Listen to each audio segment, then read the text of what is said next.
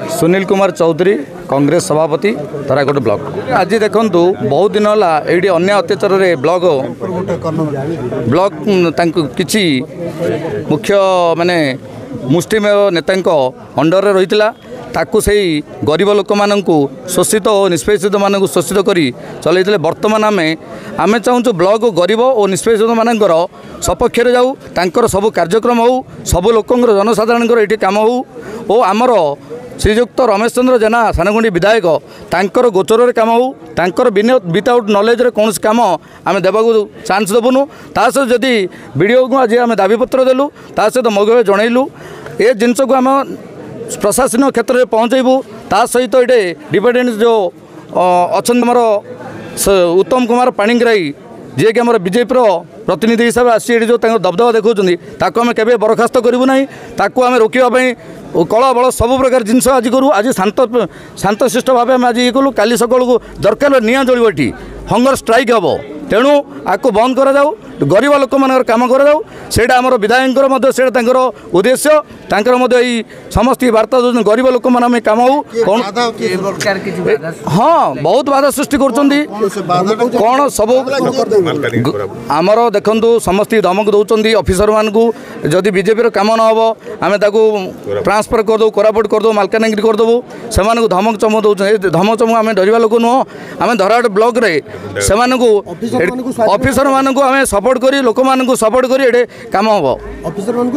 मो ना हूँ शत्रुघ्न गौड़ मु एमएलए ब्लॉक प्रतिनिधि आज आमर प्रतिवाद थिला जे वर्तमान आमर जो विधायक अच्छा विधायकंकर प्रत्येक जिनिस ब्लॉक रे जोटा को अणदेखा करा बदल रे आमर जी प्रतिवाद थिला आम आज विधायकंकर सपक्ष रे आसलु जहाँ ब्लॉक रे चलुछि जो काम होछि सेटा विधायक किछि किछि जानु नाहंती तांकर कर्मी मानकु अणदेखा करा होछि तेणु सेटा को आम वीडियो पाखे आज प्रतिवाद जणेलु जहाँ वर्तमान ब्लॉक रे काम हबो जो माने कि इलेक्टेड प्रतिनिधि से चेयरमैन हूँ कि विधायक हूँ ब्लॉक रे जहाँ हम इलेक्टेड प्रतिनिधि मानकर ब्लॉक रे जो मानकर दायित्व अच्छे से जानतरे से रेकमेंडेसन सबू कम हम आठी जदि किए जदि आसी जड़े अण प्रतिनिधि थी सी कि ब्लॉक रे संपर्क न जो मैंने कि अच्छा आम शुणा पाचु जे आमर उत्तम पाणिग्राही सी विभिन्न समय आसी ये डिस्टर्बेंस कर ब्लॉक रे कार्य सब हाँप कर सी लोक मान कहते विधायक ये किए आमर सरकार अच्छी आम जहाँ चाहिए ता करूँ से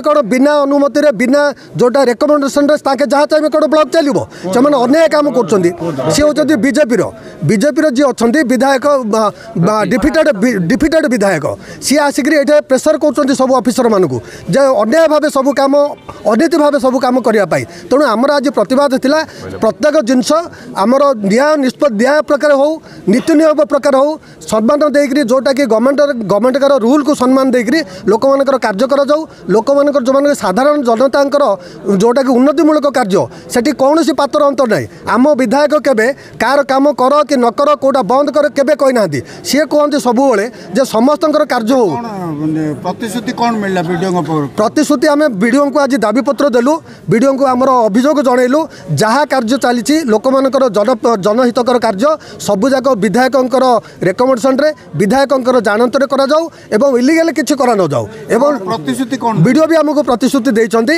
जो माने आमे निश्चित रूपे जो माने कि इलेक्टेड प्रतिनिधि जो माने कि एमएलए चेयरमैन सरपंच समिति सभ्य से मानकु प्रायोरिटी देकरी आमे सब काम करिवु। सुनंतु मो 2019 रे जो विधायक हेली ता पूर्व मध्य समिति मीटिंग हेछि बोली हेइ नथिला 2019 रे विधायक हेला परडू आज हेलानी केते 2024 एतिक दिन भितर समिति मीटिंग बिल्कुल है नथिला वर्तमान प्रथम थर पर आज होती लोकप्रतिनिधि माने समस्ते पंचायत स्तर आसते शांति शृंखला विभिन्न जिन आलोचना कले एवं ब्लॉक डेवलपमेंट काम उपर ध्यान देवे जो समिति मान गोटे उद्वेग थिला जे समिति मेंबर मानक गुरुत्व दि जाऊनी से कथा रोनी ब्लॉक रे से किसी प्रपोजल देले कार्यकारी होनी ता समाधान है से गुरुत्व दि जाव जो प्रपोजल दिव ताकू कार्यकारी करेंगे।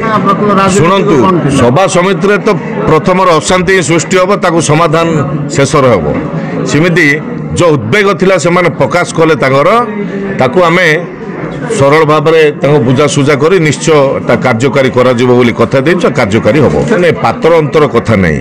ଯେଉଁ ସରକାରୀ ଅଫିସର ମାନେ ଅଛନ୍ତି ସମିତି ମାନଙ୍କୁ ଯେଉଁ ଗୁରୁତ୍ୱ ଦେଉନଥିଲେ ବ୍ଲକରେ, ସେମାନେ ସେ ପ୍ରକାର ଉଦ୍ବେଗ କରୁଥିଲେ, ଯେଉଁଟାକି ତାଙ୍କର ପ୍ରପୋଜାଲ କିଛି କାର୍ଯ୍ୟକାରୀ ହେଉନି। ସରପଞ୍ଚ ଆମକୁ ପଚାରୁନାହାନ୍ତି, ବ୍ଲକରେ କୌଣସି କାମ ଦେଲେ ଅଫିସର ଶୁଣୁନାହାନ୍ତି। ସମିତି ମିଟିଂ ବହୁତ ବର୍ଷ ହେଲା ହେଇନଥିଲା, ଯେଉଁ ତାଙ୍କର ଦାବି ବିଭିନ୍ନ ପ୍ରକାର ରହୁଛି ହେଇନଥିଲା, ତାକୁ ସମସ୍ତଙ୍କୁ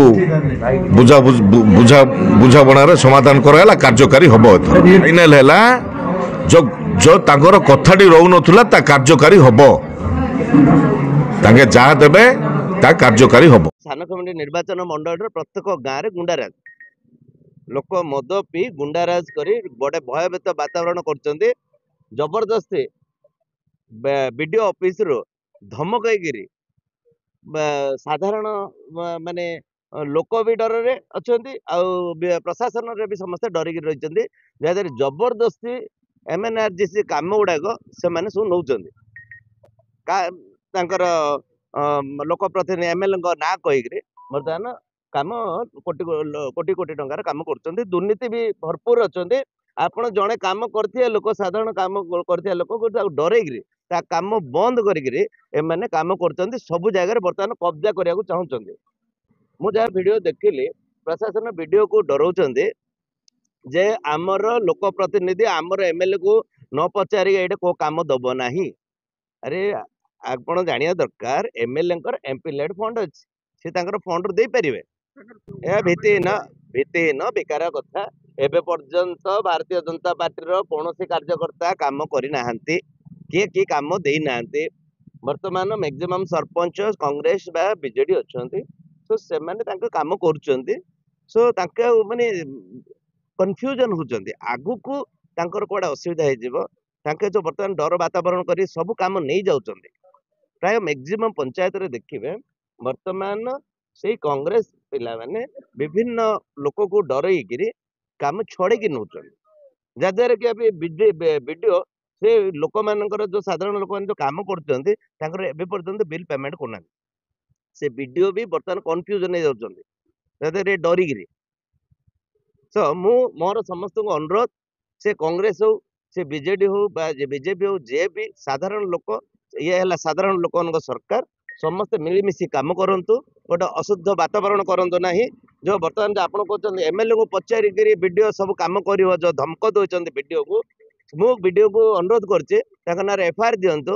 ସେଇ ଲୋକମାନେ ଯୋଉମାନେ ପ୍ରଶାସନକୁ MLA ହାତେ, ପ୍ରଶାସନ ସବୁ MLA ହେଲେ ସାଧାରଣ ଲୋକର ରିପ୍ରେଜେଣ୍ଟେଟିଭ, ତାଙ୍କର MP ଲେଡ୍ ଫଣ୍ଡକୁ ୟୁଜ କରିପାରିବେ। ତାର ଅର୍ଥ ନାହିଁ ଯେ ବିଡିଓକୁ ଧମକେଇକି ତାଙ୍କର ସବୁ କାମ MLAଙ୍କ ଥ୍ରୁରେ ଯିବ। ଏଇଟା କୋଉଠି କଥା? ମୋ ପାଖରେ ଭିଡିଓ ଅଛି। ବର୍ତ୍ତମାନ ନିର୍ବାଚିତ ପ୍ରତିନିଧି ନହେଲେ ମଧ୍ୟ ଆମେ ହେଲୁ ଭାରତୀୟ ଜନତା ପାର୍ଟିର, ମୁଁ ହେଲି MLA କ୍ୟାଣ୍ଡିଡେଟ୍। ତାଙ୍କର ଯେତିକି ଅଧିକାର ଆମର ବି ସେତିକି ଅଧିକାର। ଆମେ ବି ଲୋକମାନଙ୍କ ପାଇଁ କାମ କରୁ, ଲୋକମାନଙ୍କ ପାଇଁ ଅଛୁ, ଲୋକମାନଙ୍କ ଭଲ ପାଇଁ। ଆଉ ଲୋକମାନେ ଆଜି ବା ଓଡ଼ିଶା କେମିତି ଆଗକୁ ଯିବ, ସାନଖେମୁଣ୍ଡି କେମିତି ଆଗକୁ ଯିବ, ଧରାକୋଟ ବ୍ଲକର ଲୋକମାନଙ୍କର ଉନ୍ନତି କେମିତି ହବ, ଧରାକୋଟ ଯୋଉ ବର୍ତ୍ତମାନ ଯୋଉ ପଛରେ ଅଛି ତାକୁ କେମିତି ଆଗକୁ ନେବା ପାଇଁ ତାଙ୍କେ ଯେମିତି ଚେଷ୍ଟା କରୁଛନ୍ତି ଆମେ ବି ଚେଷ୍ଟା କରୁଛୁ।